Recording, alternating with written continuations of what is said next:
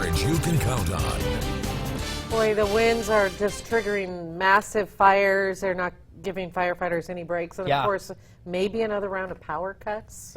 Yes, you know, with these crazy conditions that we're seeing, you know, high winds, even more high winds expected on Tuesday, you know, PG&E is considering just continuing the power to stay off, which is pretty crazy. But of course, that's because of the high fire danger. You know, we're going to see those really strong winds. And in fact, you know, they've been seeing hurricane force winds out there at the Kincaid Fire. But right now, I'm going to take you out to a live look out at Sundial Bridge, which I apologize, this is not working, unfortunately. But it is a little dark, but it's not pitch dark yet. Sun is still setting out there, but the live look I was going to show you, you could see the wind is still blowing around out there just a little bit. But let's take a look at the high wind warning that we're seeing. We're going to still be seeing some damaging winds out there, sustained winds 40 to 50 miles per hour, gusting up to 30 miles per hour.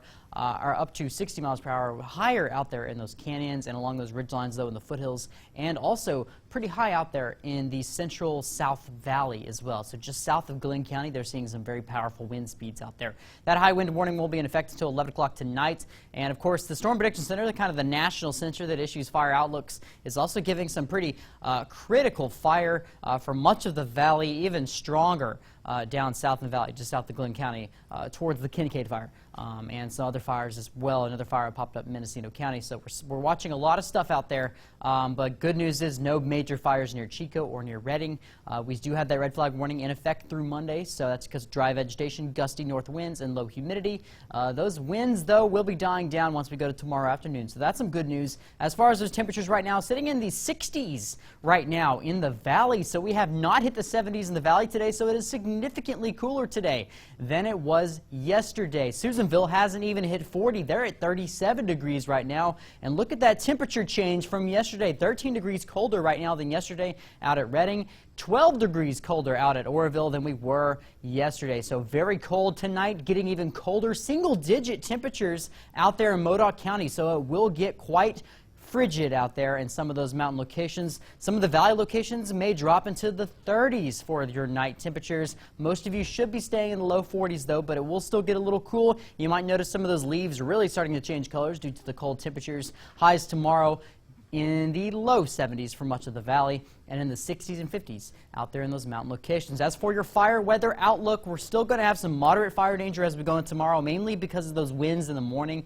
They do die down in the afternoon, but once we go to Tuesday and Wednesday, we're seeing some more gusty winds come in that forecast, so gusty winds about 40 to 45 miles per hour in the valley. But once we go to Thursday, those winds do calm down, and conditions improve as well as we go into Friday. As for the 7-day forecast in Chico, a high of 70 for tomorrow, dropping into the 60s on Tuesday and on Wednesday, back in the 70s on Thursday for your trick-or-treating Halloween day. A little chilly, though. You might want to wear a few extra layers if you are going trick-or-treating in Chico or in Redding.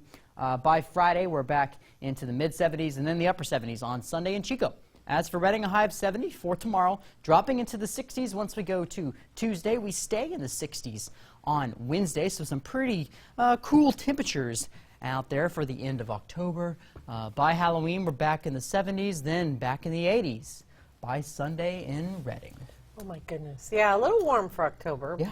You know, and the start of November, really. So, all right. Thank you, Brian. And a lot going on in sports today. Yes. So a little bit of a backstory now. So today is Sports Equinox. It's the only day in 2019 where we'll have NFL, NBA, NHL, and MLB all on the same day, and that, I think, accounts for about 26 total games across the board.